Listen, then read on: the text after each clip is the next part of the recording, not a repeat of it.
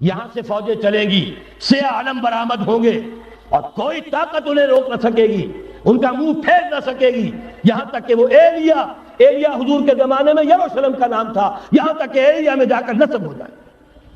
گویا کہ یہ جو ہمارے ہاتھ سے نکلا ہے قبضے سے، پہلے بھی عربوں کے ہاتھوں سے نکلا تھا بیت المقدس، یروشلم، عرب واپس نہیں لے سکے تھے، کرد خون صلاح الدین ایوبی اس نے واپس لیا، عربوں میں دم نہیں رہا تھا، عیاشیوں کی وجہ سے کھوکھلے ہو چکے تھے۔ میں تجھ کو بتاتا ہوں تقدیر امم کیا ہے، شمشیر و سنا اول، طاؤس و رباب آخر۔ یہی وجہ ہے کہ تقریباً 20 صدی کے بعد ان کی حکومت ختم۔ آشمارا حق بود در خون بارک بر زمین، مر زوال ملک مستعصم امیر المومنین۔ یہ ہوا کہ نہیں ہوا؟ جبکہ آئے ہیں تاتاری ہورڈز، اور جنہوں نے کہ آخری خلیفہ بنو عباس اسے محل میں سے نکالا، ایک کھال کے اندر لپیٹ کر اور اپنے گھوڑوں کے سوؤں تلے کچل دیا۔ عرب معزول کر دیے گئے تھے، لیکن اب دوبارہ عربوں کو جب سہارا ملا ہے، لیکن اب بھی انہوں نے کہیں اسلام قائم نہیں کیا۔ کوئی روس کا غلام رہا، کوئی امریکہ کا غلام رہا، کسی نے اس کا ساتھ دیا، کسی نے اس کا ساتھ دیا۔ تہذیب ہے تو مغربی، تمدن ہے تو مغربی، وضع میں تم ہو نصارہ تو تمدن میں ہنود۔ یہ مسلمان ہے جنہیں دیکھ کے شرمائے یہود۔ یہی معاملہ جب ان کا ہوا تو اب اللہ تعالیٰ کی طرف سے ان کے اوپر وہ عذاب کی بھٹی گرم ہونے والی ہے۔ لیکن اس کے بعد پھر یہاں سے جائیں گے وہ جو ان کی مدد کریں گے، اور یہ ایلیا کو واپس لینے والے یہ مشرق سے چلنے والے لشکر ہوں گے۔ یہ اسی علاقے میں جب انقلاب آ جائے گا، یہ علاقہ خراسان اور پاکستان، جب یہاں نظام خلافت قائم ہوگا، یہاں سے اسلام کی توسیع ہوگی، اور یہاں سے جانب مشرق ہند اور جانب مغرب یہ جو یہودیوں کا سیلاب آ رہا ہے، ان دونوں کا مقابلہ کرنے کے لیے انشاءاللہ العزیز، ورنہ یہ اصابتان جو ہے ایک حدیث میں جمع کرنے کی کوئی اور حکمت ہو نہیں سکتی، ورنہ تو ہندوستان پہ کئی لشکر آئے ہیں۔ لیکن یہ کہ در حقیقت اسی وقت جب کہ عالم عرب میں وہ بھٹی دہکے گی، اسی وقت یہاں انقلاب آ چکا ہوگا۔ ایک طرف یہاں سے مدد کے لیے لشکر جائیں گے کہ جو مسلمان عرب جو ہے ان کی مدد کریں گے، حضرت مہدی کے جھنڈے تلے لڑیں گے، حضرت مہدی کی حکومت کو مستحکم کریں گے، یؤدون للمہدی۔ دوسری طرف وہ ہندوستان کی طرف پیش قدمی کریں گے، اور یہی سے جیسے اس وقت سیلاب نکلا تھا جزیرہ نما عرب سے، ایک داہنی طرف ایک بائیں طرف، ایران، افغانستان، ترکستان، ادھر مصر، لیبیا، الجزائر، مراکش، موریتانیہ، اسی طریقے سے انشاءاللہ اسی علاقے سے اس کا آغاز ہوگا اور بات آگے بڑھے گی۔ تو اثر حاصل کیا ہے؟ یہ ہونا ہے، پچھلے آثار ثابت کر رہے ہیں کہ ہونا ہے، حضور کی احادیث بتا رہی ہے کہ یہی سے ہونا ہے۔ ہوا صرف یہ ہے ہم بھٹک گئے، ہمیں اپنی منزل یاد نہ رہی۔ میں تو بہرحال ان لوگوں میں سے ہوں جنہوں نے نعرے لگائے تھے پاکستان کا مطلب کیا، لا الہ الا اللہ۔ میں سن 46 میں یہاں حبیبیہ ہال میں قائد اعظم نے مسلم اسٹوڈنٹ فیڈریشن کے جس اجلاس کو خطاب کیا تھا، ضلع حصار سے جو 2 ڈیلیگیٹ آئے تھے ان میں سے ایک میں تھا۔ میں نے بہرحال اس تحریک میں بھی حصہ لیا ہے، ایک ننھے کارکن کی حیثیت سے لیا ہے، پھر حالات کو بدلتے اپنے آنکھوں سے دیکھا ہے، ہم کہاں سے کہاں جا پہنچے ہیں۔ ضرورت صرف اس بات کی ہے کہ آج ہمارا حال یہ ہے، ہماری قیادت، ہماری سیاست ان لوگوں کے ہاتھ میں ہے کہ وہ فریب خوردہ شاہی کے پلاح و کرگسوں میں اسے کیا خبر کہ کیا ہے، تب وہ تاب جاویدانہ، ان کی تہذیب مغربی، ان کی ذہنیت مغربی، ان کی وضاقتہ مغربی، ان کا تمدن مغربی، ان کی سوچ مغربی، ان کے سارے اطوار مغربی۔ حضرت عمر رضی اللہ تعالیٰ عنہ قائد خلافت ہے، بیت المقدس کا محاصرہ کیا گیا، فصیل بڑی اونچی، شہر اندر سے سیلف سفیشینٹ، حملے کا راستہ کوئی نہیں، محاصرہ طول کھینچ رہا ہے، لیکن ان کے پاس رسد بھی موجود ہے، پانی بھی موجود ہے، وہ دروازے بند کر کے بیٹھے ہوئے۔ بالآخر اللہ تعالیٰ کی مشیت کا ظہور کیسے ہوا؟ ان کے کچھ علماء آئے فصیل پر، کہا دیکھو مسلمانوں، تم قیامت تک بھی یہاں پڑے رہو گے محاصرہ کر کے، ہمارا یہ شہر فتح نہیں ہوگا۔ ہاں، ایک درویش بادشاہ کے ہاتھوں یہ شہر فتح ہونا ہے، لیکن تمہارے اندر ہمیں وہ نظر نہیں آ رہا۔ ابو عبیدہ بن الجراح رضی اللہ تعالی عنہ امین هذه الامہ، ان کا فوراً ذہن گیا وہ درویش بادشاہ مدینے میں بیٹھا ہوا ہے عمر رضی اللہ تعالی. اب ایک اور عمر بھی ہے جو قندھار میں بیٹھا ہے، نقشہ وہی ہے، سادگی کی حد تک نقشہ وہی، بالکل وہی، اپنی آنکھوں سے دیکھا وہی سادگی. عمر اول عمر ثانی تھے عمر بن عبد العزیز. اب ایک اللہ کے فضل سے اللہ تعالیٰ ایدہ اللہ بنصرتہ، اللہ تعالیٰ ان کی نصرت فرمائے، دشمنوں کو ان کے مقابلے میں نیست و نابود کرے. انہوں نے ریکویسٹ بھیج دی کہ حضور تشریف لائیے، یہ شہر فتح ہو جائے. وہ ہے سفر تاریخی، اتنا طویل سفر، تقریباً 700 میل، ایک اونٹ، ایک خادم، ایک منزل پہ امیر المومنین اوپر بیٹھے، خادم آگے چل رہا ہے، اگلی منزل پہ خادم اوپر بیٹھا ہے، امیر المومنین آگے جا رہے ہیں.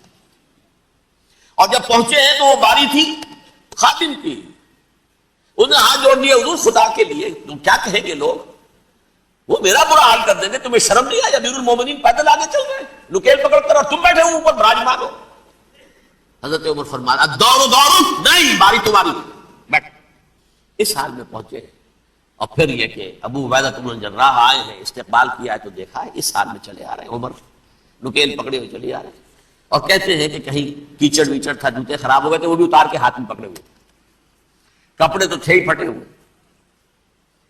انہوں نے کہا کہ حضرت ابو عبیدہ نے، دیکھیے یہ بڑا متمدن ملک ہے، بڑا مہذب علاقہ ہے یہ، آپ ذرا بھولیا اپنا دوست فرما لیں تب جا کے پیش کروں، ہم آپ کو کریں گے. آپ نے فرمایا نحن قوم اعزنا اللہ بالاسلام، ہم وہ قوم ہیں جنہیں اللہ نے عزت دی ہے اسلام کے ذریعے سے، کپڑوں کے ذریعے سے نہیں، دولت کے ذریعے سے نہیں. اسی حال میں گئے ہیں، اوپر سے انہوں نے کھڑے ہو کر نشانیاں دیکھی ہیں، اپنی کتابیں کھولی، ہاں یہ وہی ہے. اچھا لو جی سرنڈر، شہر تمہارے ہاتھ میں. خون کا ایک قطرہ نہیں بہا اور بیت المقدس فتح ہو گیا. لیکن اس وقت حضرت عمر نے ایک نرمی یہ کی کہ یہودیوں کے لیے بھی اسے اوپن سٹی قرار دے دیا. یہ احسان عظیم حضرت عمر کا. اس سے پہلے یہودی آ ہی نہیں سکتا تھا، داخل ہی نہیں ہو سکتا تھا، وہاں وہ آ کر وزٹ نہیں کر سکتا تھا، زیارت نہیں کر سکتا تھا اپنے مقدس مقامات کی. حضرت عمر نے یوں سمجھیے کہ تقریباً 550 برس کے بعد ان کے لیے راستہ کھولا ہے کہ ہاں تم آ سکتے ہو، زیارت کر سکتے ہو. لیکن یہ عیسائیوں نے لکھوایا معاہدے کے اندر، انہیں یہاں آپ آباد ہونے کی اجازت نہیں دیں گے، لیکن کم وزٹ دی پلیسز، دیکھیں زیارتیں کریں اور جائیں. یہ معاہدہ حضرت عمر کا ہے رضی اللہ تعالیٰ، جو پھر خلافت راشدہ کے بعد بنو امیہ نے بھی اس کو آرڈر کیا، بنو عباس نے کیا. پھر جو ہمارے یہ ترکوں میں اندر خلافت آئی تو ترک خلفاء نے بھی اس معاہدے کی پوری پابندی کی. فلسطین میں آ سکتے ہیں یہودی صرف زائرین کی حیثیت سے، وہاں آباد نہیں ہو سکتے. اب آئیے اگلا دور آیا حضرت عثمان کا دور خلافت. یہ ہے وہ وقت کہ اب یہود نے امت مسلمہ کی پیٹھ میں چھرا ٹھوکا. وہ کیسے؟ ایک یہودی عبداللہ ابن سبا اسلام کا لبادہ اوڑھ کر آ گیا، معاشرے کا جائزہ لے لیا. ان میں بنو ہاشم اور بنو امیہ میں جو پرانی کشاکش تھی اس کے کچھ نہ کچھ جراثیم باقی ہیں. اگر ان کو ذرا بھڑکا دے تو مسلمانوں میں انتشار پیدا ہو جائے. کہا یہ عثمان کون ہے؟ یہ تو بنو امیہ میں سے ہے، یہ حق تو بنو ہاشم کا ہے، خلافت ان کے پاس ہونی چاہیے، محمد کے تو رشتہ دار وہ ہے صلی اللہ علیہ وسلم. عوام الناس کے اندر بات پھیلنی شروع ہوئی. پھر ایک بڑی سازش کے انداز میں حضرت عثمان کے خلاف پروپیگنڈا، حضرت عثمان کے جو عاملین تھے، گورنر تھے، ان کے خلاف پروپیگنڈا. اور ایسی ہوشیاری کرتے تھے کہ کوفے میں کوفے کے حاکم کے خلاف کچھ نہیں کہنا، اجی مصر میں یہ ہو رہا ہے، اجی شام میں یہ ہو رہا ہے، اجی یہ جو عثمان ہے وہ یہ کر رہا ہے، یہ ظلم ہو رہا ہے، یہ لوٹ مار ہو رہی ہے، یہ خیانتیں ہو رہی ہیں. اب نہ تو اس زمانے میں مینز آف کمیونیکیشن، کیسے تصدیق کریں؟ افواہیں تو آپ آج کراچی کے اندر شروع ہو جائے تو پتہ نہیں چل سکتا کسی کو کہ کیا اس میں صداقت ہے، کیا جھوٹ ہے. اور بری بات جو ہے فطرت انسانی کی کمزوری ہے، وہ فوراً قبول کرتا ہے. کسی کے بارے میں اچھی بات ماننے کو تیار نہیں ہوتا، لیکن بری بات تو فوراً تیار. بہرحال یہ فتنہ انہوں نے اٹھایا، حضرت علی کی الوہیت کا فتنہ اٹھایا، حضرت عثمان کے خلاف الفتنۃ الکبریٰ برپا کیا. حضرت عثمان شہید ہوئے. اس کے بعد 5 برس تک مسلمان ایک دوسرے کی گردنیں کاٹتے رہے، بابی خانہ جنگی ہوئی، امت کو وہ زخم لگایا ہے جو آج تک جس سے خون رس رہا ہے۔ یہ شیعان عثمان اور شیعان علی تھے جو بعد میں پھر سنی اور شیعہ ہو اور آج تک فتنہ کس نے جگایا؟ ایک عبداللہ ابن سبا یہودی اور اس کے کارندے، شیطان کا ایجنٹ، اور انسانوں میں سے بھی اس کے جو بھی حواریین تھے اور شیطانوں کے اندر سے بھی تھے، انہوں نے بھی اس آگ کو بھڑکایا۔ یہ آپ سوچ لیجئے کہ یہ کس نے وہ زخم لگایا؟ یہودی۔ اگلا دور آیا، خلافت راشدہ ختم ہوئی، بنو امیہ کا بھی دور کافی گزر گیا۔ طارق ابن زیاد 712 عیسوی میں حملہ کرتے ہیں اسپین پر۔ اسپین اس وقت عیسائیت کا بہت بڑا گڑھ، بڑے کٹر ترین عیسائی جو ہے وہ اسپین میں تھے، لہذا یہودیوں کی وہاں بہت پٹائی ہوتی تھی، بہت پٹائی ہوتی ہے، میں بتا چکا ہوں، دشمنی تھی ان کی تو چلی آ رہی تھی عیسائیوں کے ہاتھوں یہودیوں کی، وہ تو سن 300 عیسوی سے ایمپرر کانسٹنٹائن کے بعد سے شروع ہو گئی تھی۔ اس حوالے سے یہودیوں نے اس وقت چالیہ کی یہ برتی، کچھ راستے واسطے بتائے، کچھ مدد کی طارق ابن زیاد کی۔ طارق ابن زیاد نے انہیں اپنا محسن سمجھا، ہسپانیہ فتح ہو گیا تو یہودی چونکہ محسنین کی فہرست میں آ چکے تھے، انہیں بہت اقتدار نصیب، بڑی سپورٹ مسلمانوں نے دی۔ ان کے بڑے بڑے علماء جو اسی دور کے اندر پیدا ہوئے، بڑے بڑے تھنکرز ان کے اسی دور میں پیدا ہوئے۔ بن گوریون جو کہ ایک وزیر اعظم تھا اسرائیل کا، اس نے یہ لکھا اپنی کتاب میں، Muslim Spain was the golden era of our diaspora. وہ ڈائسپورا جو 70 عیسوی سے شروع ہوا تھا اور 1917 عیسوی تک جاری رہا ہے، اس میں سے گولڈن ایرا ہمارا جو تھا وہ مسلم اسپین تھا۔ ہسپانیہ میں بیٹھ کر ہم نے عیش کیے، لیکن وہاں سے انہوں نے اور جو کچھ کیا، یہ تو داستان کے تو بہت سے گوشے ہیں، لیکن میں جس اسٹریٹ لائن میں چل رہا ہوں اس کے اعتبار سے ایک بات سمجھ لیجیے، وہاں بیٹھ کر انہوں نے اب عیسائیت کی پیٹھ میں چھرا گھونپا، پروٹیسٹنٹ مذہب پیدا کیا، تقسیم کر دیا، جیسے شیعہ سنی کی تقسیم، عبداللہ ابن سبا، رومن کیتھولک اور پروٹیسٹنٹ کی تقسیم، یہودی علماء۔ ہوتا کیا تھا؟ ہسپانیہ کی یونیورسٹیاں ہیں، کارڈووا میں ہے، ٹولیڈو میں ہے، گریناڈا میں ہے، غرناطہ، قرطبہ، تولیتلا، اور وہاں آتے تھے لوگ، فرانس سے چلے آ رہے ہیں نوجوان پڑھنے کے لیے، جرمنی سے چلے آ رہے ہیں، اٹلی سے چلے آ رہے ہیں، 3 ہی ملک قریب ترین پڑھتے ہیں سینٹرل جو یورپ کے ہیں۔ یہاں پر جو ہے وہ اسلام جو نور پھیلا رہا تھا اس سے بھی مستفیض ہوئے، جہالت کے جو ہے پردے ان کے وہ چھٹے، اس کے ساتھ ہی وہ یہودی وہاں ان کے اندر جو جراثیم داخل کر رہے تھے وہ اس عیسائیت کے خلاف بغاوت تھی جو اس وقت دنیا میں۔ اب میں آپ کو ذرا اس جو انسانوں میں سے انسان دشمنی کا جن کا سب سے بڑا رول ہے، میں ان کی 2000 سالہ تاریخ کا آپ کے سامنے نقشہ رکھنا چاہتا ہوں۔ ان 1400 سال کا تو میں نے صرف 4 آپ کو پوائنٹس بتائے، موسیٰ سے عیسیٰ تک 1400 برس علیہ الصلوۃ والسلام، 2 مرتبہ عروج، 2 مرتبہ زوال، اشیریوں کے ہاتھوں پٹوائی، بابلیوں کے ہاتھوں پٹانا، گریکس کے ہاتھوں مرمت، رومنس کے ہاتھوں مرمت۔ یہ جو 2000 سال ہے، کیونکہ اب تو ظاہر بات ہے 21ویں صدی شروع ہو گئی، 20 صدیاں حضرت مسیح کو پوری ہو گئی۔ پہلی بات نوٹ کیجیے، حضرت مسیح کی پیدائش ہے سن 1 قبل مسیح۔ یہ نقطہ آپ نے کبھی سنا ہے یا نہیں؟ جب ملینیم کا سلسلہ شروع ہوا تھا پچھلے سال، تو میں نے بیان کر دیا تھا کہ ایک عجیب حساب کے اندر انہوں نے غلطی کی ہوئی ہے۔ حضرت مسیح کی پیدائش ہوئی 25 دسمبر کو، سن انہوں نے شروع کر دیا، تو اس کے بعد جنوری آئی تو پہلا سال شروع ہو گیا۔ اگر جنوری سے پہلا سال شروع ہوا تو یہ 6 دن جو ہے تو اس کے پچھلے سال میں تھے، لہذا کہا جائے گا کہ Jesus Christ was born 1 year before Christ, BC۔ تو 1 قبل مسیح میں حضرت مسیح کی پیدائش ہوئی۔ یہ آخری اسرائیلی نبی اور رسول۔ یہودی علماء کی مخالفت، دشمنی، سولی پر چڑھوا دینا میں بیان کر چکا ہوں۔ سن 33 عیسوی میں جبکہ حضرت مسیح کی عمر 33 برس تھی، اللہ تعالیٰ نے انہیں زندہ آسمان پر اٹھا لیا، لیکن یہودیوں نے اپنے خیال کے مطابق انہیں سولی پر چڑھوا دیا، ان کی موت واقع ہو گئی۔ اگرچہ اس کے بعد یہ اختلاف ہے ان میں، یہودی کہتے ہیں وہ سولی پر چڑھ گیا، ختم ہوا، مر گیا، عیسائی کہتے ہیں نہیں، انتقال ہوا ہے مسیح کا صلیب پر، لیکن پھر وہ دوبارہ زندہ ہو گئے ہیں. ان کی لاش ایک غار میں رکھ دی گئی تھی، وہاں ریزریکشن ہو گیا، ان کا باعث بعد الموت وہیں ہو گیا، اور پھر انہیں اللہ نے زندہ آسمان پر اٹھا لیا. تو ہمارے اور عیسائیوں کے درمیان نوٹ کر لیجئے، یہ چیز مشترک ہے کہ حضرت مسیح آسمان پر زندہ اٹھائے گئے. فرق کیا ہے؟ وہ سمجھتے ہیں کہ سولی دیے گئے، سولی پر مرے، پھر زندہ ہوئے، پھر گئے.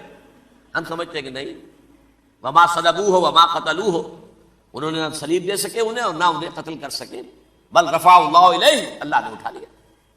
پھر ہمارا اور یہ اس کا عیسائیوں کا ایک اور اتفاق ہے، سیکنڈ کمنگ آف جیسس، حضرت مسیح دوبارہ آئیں گے.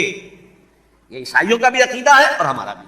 بہرحال تو جیسا کہ میں نے عرض کیا کہ اس وقت یہ عذاب استیصال، عذاب اکبر کے مستحق ہو چکے تھے، لیکن اللہ نے ان کی مدت دراز کی ہے. لیکن ان پر دنیاوی عذاب کا ایک کوڑا جو ہے اللہ تعالیٰ کی طرف سے اسی وقت برسا. دنیاوی عذاب دنیا میں رہتے ہوئے ختم نہیں کیا. 37 برس بعد حضرت مسیح کے رفع سماوی کے 37 برس بعد سن 70 میں یہودیوں نے بغاوت کی رومیوں کے خلاف. رومی ٹائٹس جنرل تھا ایک، اس نے پھر جو حملہ کیا ہے 1,33,000 یہودی ایک دن میں قتل کیا یروشلم میں، اور ہیکل سلیمانی گرا دیا. وہ ہیکل پہلے بھی گرا تھا، پہلے 1400 سال کے دوران میں بھی نبوکدنضر نے گرایا تھا، لیکن پھر اس کے 150 سال بعد انہوں نے دوبارہ بنا لیا تھا، اس لیے وہ اسے سیکنڈ ٹیمپل کہتے ہیں. پہلا ٹیمپل جو حضرت سلیمان نے بنایا تھا، نبوکدنضر نے گرا دیا 587 قبل مسیح میں، پھر دوبارہ انہوں نے 150 سال کے بعد بنا لیا. وہ اس تاریخ کا حصہ ہے، میں نے جس کے بارے میں آپ کو تفصیل نہیں بتائی. اس میں یہ ہوا سن 70 میں وہ گرا دیا گیا، وہ آج تک گرا پڑا ہوا ہے. نمبر 2 یہ کہہ دیا گیا کہ یہودیوں اس ارض فلسطین سے نکل جاؤ، تم یہاں نہیں رہ سکتے. لہذا جس کا جہاں سینگ سمایا چلا گیا، یورپ میں چلے گئے، ایشیا میں آ گئے، عرب میں آ گئے. یہ 3 قبیلے جو رات بھی میں نے عرض کیا تھا، بنو قینقاع، بنو نذیر اور بنو قریظہ، یہ وہاں سے آ کے مدینے میں آباد ہو گئے. جس کا جہاں سینگ سمایا، افریقہ میں، ہندوستان میں، جہاں چلے گئے. ڈایاسپورا اسے کہتے ہیں، وہ آپ نوٹ کر لیجیے اس لفظ کو، ڈایاسپورا. ہمارا دور انتشار، جبکہ ہمیں ہماری اصل سرزمین تو فلسطین ہے، حضرت ابراہیم کا مسکن، حضرت اسحاق، حضرت یعقوب کا مسکن فلسطین، یہ ہے ہماری اصل جاگیر، یہ تو ہماری جدی پشتی جاگیر ہے. لیکن یہاں سے نکال دیے گئے سن 70 عیسوی میں، اور وہاں سے لے کے 1917 تک ان کا ڈایاسپورا جاری رہا. یہ دور انتشار. اس دور انتشار کے چند حصے ہیں جس کو میں چاہتا ہوں کہ آپ علیحدہ علیحدہ سمجھ لیں. دور انتشار کا جو پہلا جو ہے تقریباً 300 برس رومی حکمران تھے. وہ یہودیوں کے بھی دشمن تھے اور عیسائیوں کے بھی دشمن تھے. عیسائی اور یہودی ایک دوسرے کے بھی دشمن تھے، لیکن رومی سمجھتے تھے کہ یہ ایک ہی تھیلی کے چٹے بٹے ہیں. رومیوں کے نزدیک عیسائی بھی یہودیوں ہی کا ایک فرقہ تھے، کوئی علیحدہ مذہب تو تھا ہی نہیں. لہذا رومی جو ہیں رومنز، وہ ان دونوں کو ستاتے تھے، مارتے تھے، اور یہ آپس میں لڑتے تھے. یہودی عیسائیوں کو مارتے تھے، عیسائی یہودیوں کو مارتے تھے. یہ ہے 300 برس تک کی تاریخ. سن 300 عیسوی میں کیا ہوا؟ ایک معجزہ ہو گیا. بہت عظیم ایمپرر کانسٹینٹائن، قسطنطین اعظم، رومن ایمپررز میں سے بہت بڑا ایمپرر، وہ عیسائی ہو گئے. اب تو معاملہ بالکل تلپٹ ہو گیا، پوری سلطنت عیسائی ہو گئی. اب عیسائیوں کے عیش ہو گئے اور یہودیوں پہ مار پڑنی شروع ہوئی. اب عیسائیوں کا آپ خود سوچئے کہ جنہیں وہ خدا بنا بیٹھے ہیں، خدا کا بیٹا قرار دے رہے ہیں، ان کے قاتل کون؟ یہودی بدماش. لہذا ان کی وہ پٹائی شروع ہوئی ہے یورپ میں، پوری رومن امپائر میں. انہیں ذلیل کیا گیا، شہروں میں آمد بند، علیحدہ رہو، گھیٹوز کے اندر رہو. یہودی کا نام جو ہے وہ گالی بن گیا. جیسے آج بھی یہودی گالی کہتے ہیں، جیسے خنزیر کا لفظ، آخر وہ بھی اللہ کی مخلوق ہے، لیکن آپ کو معلوم ہے کوئی شخص زبان پہ نام نہیں لانا چاہتا خنزیر کا، سور کا. ہے تو مخلوق، وہ بھی ایک حیوان ہے.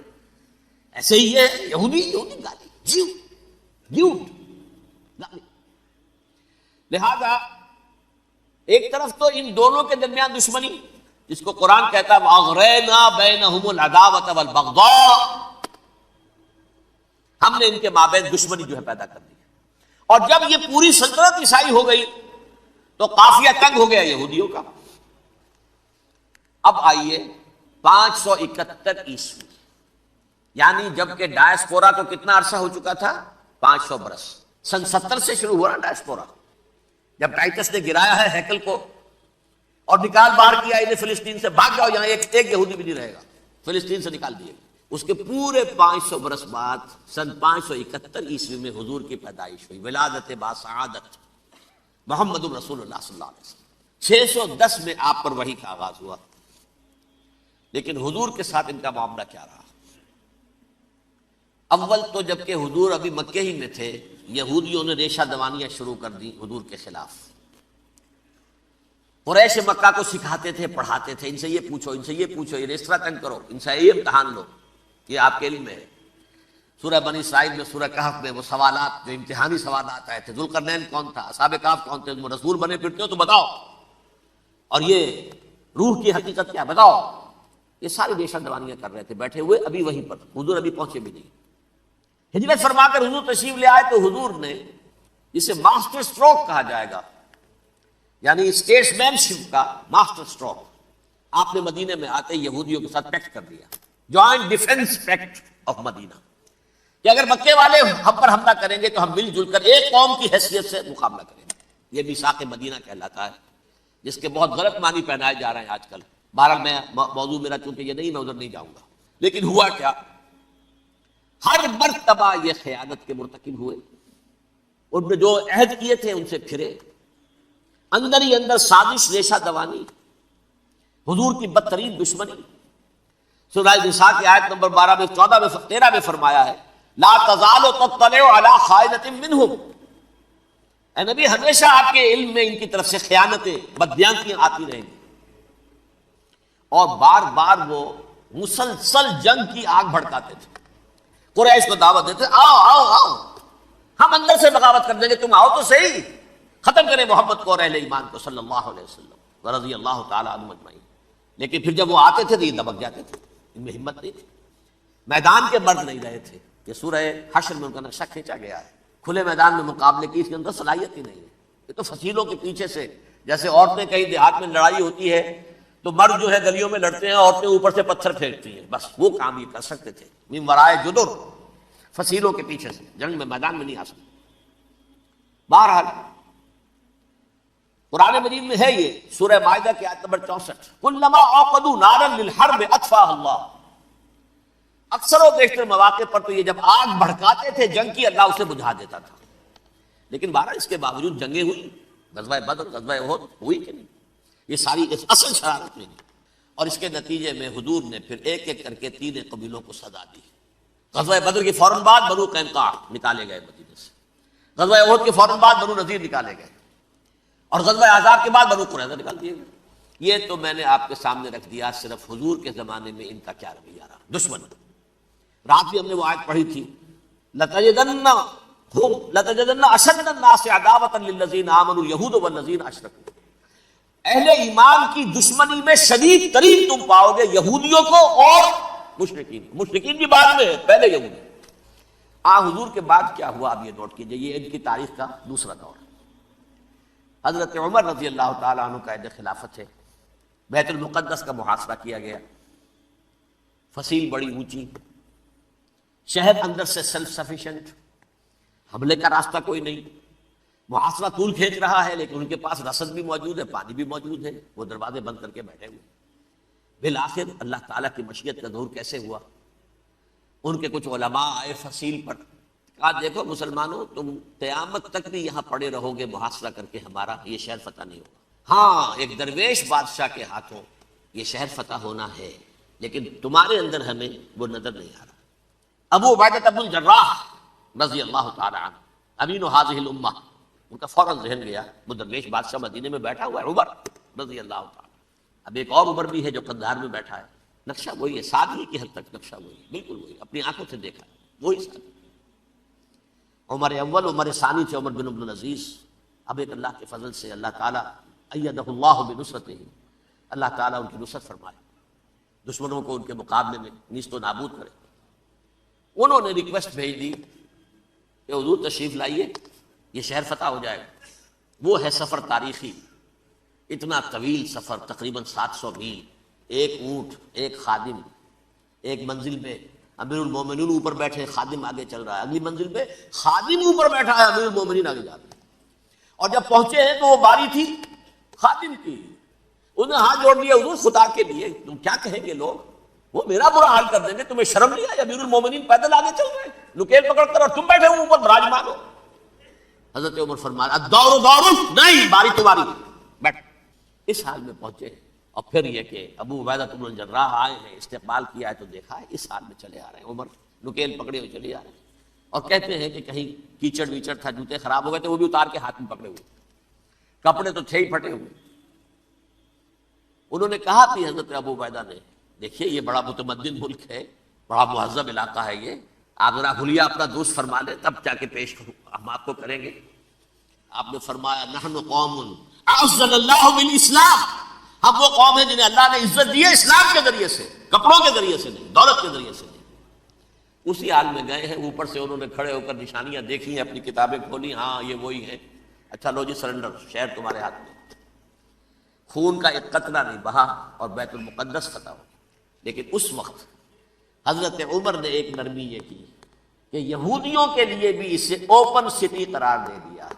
یہ احسان عظیم حضرت عمر کا، اس سے پہلے یہودی آ ہی نہیں سکتا تھا، داخل ہی نہیں ہو سکتا تھا، وہاں وہ آ کر وزٹ نہیں کر سکتا تھا، زیارت نہیں کر سکتا تھا اپنے مقدس مقامات کی۔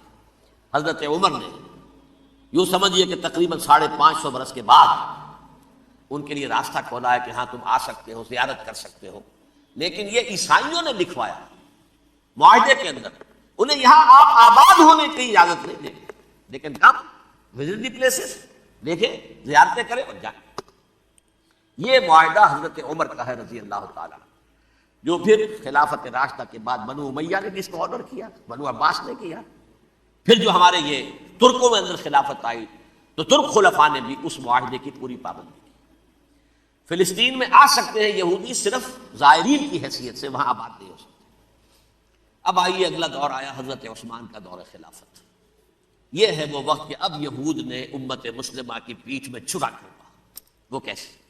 ایک یہودی عبداللہ ابن سبا اسلام کا لبادہ اوڑھ کر آ گیا، معاشرے کا جائزہ لے لیا، ان میں بنو ہاشم اور بنو امیہ میں جو پرانی کشاکش تھی اس کے کچھ نہ کچھ جراثیم باقی ہیں، اگر ان کو ذرا بھڑکا دے تو مسلمانوں میں انتشار پیدا ہو جائے۔ کہا یہ عثمان کون ہے؟ یہ تو بنو امیہ میں سے ہے، یہ حق تو بنو ہاشم کا ہے، خلافت ان کے پاس ہونی چاہیے، محمد کے تو رشتہ دار وہ ہے صلی اللہ علیہ وسلم۔ عوام الناس کے اندر بات پھیلنی شروع ہوئی، پھر ایک بڑی سازش کے انداز میں حضرت عثمان کے خلاف پروپیگنڈا، حضرت عثمان کے جو عاملین تھے، گورنر تھے، ان کے خلاف پروپیگنڈا، اور ایسی ہوشیاری کرتے تھے کہ کوفے میں کوفے کے حاکم کے خلاف کچھ نہیں کہنا، اجی مصر میں یہ ہو رہا ہے، اجی شام میں یہ ہو رہا ہے، اجی یہ جو عثمان ہے وہ یہ کر رہا ہے، یہ ظلم ہو رہا ہے، یہ لوٹ مار ہو رہی ہے، یہ خیانتیں ہو رہی ہیں۔ اب نہ تو اس زمانے میں مینز آف کمیونیکیشن، کیسے تصدیق کریں؟ افواہیں تو آپ آج کراچی کے اندر شروع ہو جائے تو پتہ نہیں چل سکتا کسی کو کہ کیا اس میں صداقت ہے کیا جھوٹ ہے، اور بری بات جو ہے فطرت انسانی کی کمزوری ہے وہ فوراً قبول کرتا ہے، کسی کے بارے میں اچھی بات ماننے کو تیار نہیں ہوتا لیکن بری بات تو فوراً تیار ہے۔ بہرحال یہ فتنہ انہوں نے اٹھایا، حضرت علی کی الوہیت کا فتنہ اٹھایا، حضرت عثمان کے خلاف الفتنۃ الکبریٰ برپا کیا، حضرت عثمان شہید ہوئے۔ اس کے بعد 5 برس تک مسلمان ایک دوسرے کی گردنیں کاٹتے رہے، باہمی خانہ جنگی ہوئی، امت کو وہ زخم لگایا ہے جو آج تک جس سے خون رس رہا ہے۔ یہ شیعان عثمان اور شیعان علی تھے جو بعد میں پھر سنی اور شیعہ ہو، اور آج تک فتنہ کس نے جگایا؟ ایک عبداللہ ابن سبا یہودی اور اس کے کارندے، شیطان کا ایجنٹ، اور انسانوں میں سے بھی اس کے جو بھی حواریین تھے اور شیطانوں کے اندر سے بھی تھے، انہوں نے بھی اس آگ کو بھڑکایا۔ یہ آپ سوچ لیجئے کہ یہ کس نے وہ زخم لگایا؟ یہودی۔ اگلا دور آیا، خلافت راشدہ ختم ہوئی، بنو امیہ کا بھی دور کافی گزر گیا۔ طارق ابن زیاد 712 عیسوی میں حملہ کرتے ہیں اسپین پر۔ اسپین اس وقت عیسائیت کا بہت بڑا گڑھ، بڑے کٹر ترین عیسائی جو ہے وہ اسپین میں تھے، لہذا یہودیوں کی وہاں بہت پٹائی ہوتی تھی، بہت پٹائی ہوئی، یہ میں بتا چکا ہوں، دشمنی تھی تو چلی آ رہی تھی عیسائیوں کے ہاتھوں یہودیوں کی، وہ تو سن 300 عیسوی سے ایمپرر کانسٹنٹائن کے بعد سے شروع ہو گئی تھی۔ اس حوالے سے یہودیوں نے اس وقت چالاکی یہ برتی، کچھ راستے واسطے بتائے، کچھ مدد کی طارق ابن زیاد کی۔ طارق ابن زیاد نے انہیں اپنا محسن سمجھا، ہسپانیہ فتح ہو گیا تو یہودی چونکہ محسنین کی فہرست میں آ چکے تھے، انہیں بہت اقتدار نصیب ہوا۔ بڑی سپورٹ مسلمانوں نے دی. ان کے بڑے بڑے علماء جو اسی دور کے اندر پیدا ہوئے, بڑے بڑے تھنکرز ان کے اسی دور میں پیدا ہوئے. بن گوریون جو کہ ایک وزیر اعظم تھا اسرائیل کا, اس نے یہ لکھا ہے اپنی کتاب میں, Muslim Spain was the golden era of our diaspora. وہ ڈائسپورا جو 70 عیسوی سے شروع ہوا تھا اور 1917 عیسوی تک جاری رہا ہے, اس میں سے گولڈن ایرا ہمارا جو تھا وہ مسلم اسپین تھا. ہسپانیہ میں بیٹھ کر ہم نے عیش کیے, لیکن وہاں سے انہوں نے اور جو کچھ کیا, یہ تو داستان کے تو بہت سے گوشے ہیں, لیکن میں جس اسٹریٹ لائن میں چل رہا ہوں اس کے اعتبار سے ایک بات سمجھ لیجیے. وہاں بیٹھ کر انہوں نے اب عیسائیت کی پیٹھ میں چھڑا گھونپا, پروٹیسٹنٹ مذہب پیدا کیا, تقسیم کر دیا. جیسے شیعہ سنی کی تقسیم, عبداللہ ابن سبا, رومن کیتھولک اور پروٹیسٹنٹ کی تقسیم, یہودی علماء. ہوتا کیا تھا, ہسپانیہ کی یونیورسٹیاں ہیں, کارڈووا میں ہے, ٹولیڈو میں ہے, گریناڈا میں ہے, غرناطہ, قرطبہ, تولیتلا, اور وہاں آتے تھے لوگ. فرانس سے چلے آ رہے ہیں نوجوان پڑھنے کے لیے, جرمنی سے چلے آ رہے ہیں, اٹلی سے چلے آ رہے ہیں. 3 ہی ملک قریب ترین پڑھتے ہیں سینٹرل جو یورپ کے ہیں. یہاں پر جو ہے وہ اسلام جو نور پھیلا رہا تھا اس سے بھی مستفیض ہوئے. جہالت کے جو ہے پردے ان کے وہ چھٹے. اس کے ساتھ ہی وہ یہودی وہاں ان کے اندر جو جراثیم داخل کر رہے تھے وہ اس عیسائیت کے خلاف بغاوت تھی جو اس وقت دنیا میں عیسائیت اس وقت تھی. پوپ کا راج تھا دنیا میں اس وقت. یورپ میں جو عیسائیت تھی اس میں ایک طرف بادشاہ تھے, لیکن بادشاہوں کی حیثیت وہاں پر یوں سمجھ لیجئے کٹ پتلیوں کی تھی. اصل قوت پوپ کے ہاتھ میں تھی. اور پوپ کو انہوں نے, جیسے قرآن نے کہا, اتخذوا احبارهم ورهبانهم اربابا من دون اللہ. کیونکہ سینٹ پال نے شریعت موسوی ساقط کر دی تھی تو اب شریعت تھی ہی نہیں. پوپ کو اختیار تھا جس چیز کو چاہے حلال قرار دے دے, جس چیز کو چاہے حرام قرار دے دے. اتخذوا احبارهم ورهبانهم اربابا من دون اللہ. انہوں نے کہا صاحب یہ پوپ کس بلا کا نام ہے, یہ بھی انسان ہے. بات تو ٹھیک تھی نا, اصل حیثیت تو کتاب کی ہونی چاہیے, ڈیوائن بک, دی ریویلڈ اسکرپچر. لہذا یہ کتاب ہر شخص پڑھ سکتا ہے. پوپ کے باپ کو جو ہے کوئی اس کے لیے پروپرائٹری رائٹس تو نہیں ہے کہ صرف پوپ پڑھ سکتا ہے یا پادری پڑھ سکتے ہیں. ہم بھی پڑھ سکتے ہیں, ہم بھی سمجھ سکتے ہیں. یہ باتیں تھی کہ جن کو بڑھا چڑھا کر بیان کر کے اور پوپ کا اقتدار ختم کرا دیا اور توجہ مرکوز کر دی بائبل کی طرف. اب بائبل میں بڑا حصہ تو اولڈ ٹیسٹمنٹ کا ہے. نتیجہ کیا ہوا, یہود کی عظمت پروٹیسٹنٹس کے نزدیک مسلم ہو گئی. اصل قوم تو یہ ہے, وہ دشمنی بدلی کہ نہیں بدلی. موسیٰ کے امتی یہ ہے, تورات موسیٰ کو دی گئی, ابراہیم کی نسل یہ ہے. لہذا وہ جو دشمنی تھی, جو عداوت تھی کہ ہمارے خدا کو سولی چڑھانے والے ہیں یہ بدماش, اس کا ازالہ ہوا اس پروٹیسٹنٹ مذہب کے نتیجے میں. یہ میں اب آپ کو بتاتا ہوں کہ ایک نتیجہ وہ نکلا ہے جسے برٹرنڈ رسل نے بیان کیا ہے. اس کی کتاب ہے ان پریز آف آئیڈلنس, صفحہ 108. وہ لکھتا ہے the Christians retaining the Judaic belief in special revelation added to it the Roman desire for worldwide domination and the Greek taste for metaphysical subtleties. The combination produced the most fiercely persecuted religion that the world has yet known. یہ 3 چیزیں آ کر عیسائیت میں مل گئیں. ایک تو جب یہ اولڈ ٹیسٹمنٹ جو ہے وہ ان کے ہاتھ میں آ گئی, اور اس کے میں کچھ آپ کو بتا دیتا ہوں کہ اولڈ ٹیسٹمنٹ کی تعلیمات, کیونکہ یہ اولڈ ٹیسٹمنٹ جو ہے یہ محرف تھی. اصل تورات تو گم ہو گئی تھی 587 قبل مسیح میں, جب پہلی مرتبہ ہیکل جو ہے تباہ ہوا ہے, اس وقت ختم ہو گئی تھی. اس کے کوئی 150 سال کے بعد انہوں نے یادداشتوں سے مرتب کر کے لکھی ہے. اب اس میں ان کے اپنے خیالات, اپنے امانی, اپنی توجیحات وہ شامل ہو گئی. لہذا میں آپ کو حوالے دیتا ہوں اس کتاب کے اندر مظالم کی جو تعلیم دی گئی ہے. اہل کتاب نے اپنے مظالم قتل عام کے جواز کے لیے تورات میں تبدیلیاں کی اور پیغمبروں پر دہشت ناکی اور بدترین حرام کاری کے الزامات لگائے. سنیے, پہلا حوالہ ہے یہ گنتی باب 31 آیات 17-18. اس لیے ان بچوں میں جتنے لڑکے ہیں سب کو مار ڈالو, اور جتنی عورتیں مرد کا منہ دیکھ چکی ہیں ان کو بھی قتل کر ڈالو, لیکن ان لڑکیوں کو جو مرد سے واقف نہیں اور اچھوتی ہیں اپنے لیے زندہ رکھو. یہ کسی اللہ کی کتاب کا یہ جملہ ہو سکتا ہے, کسی ریویلڈ بک کا؟ اور سنیے، یہ ہے استثناء ڈیٹرانومی باب 20 آیت 16 کا 18۔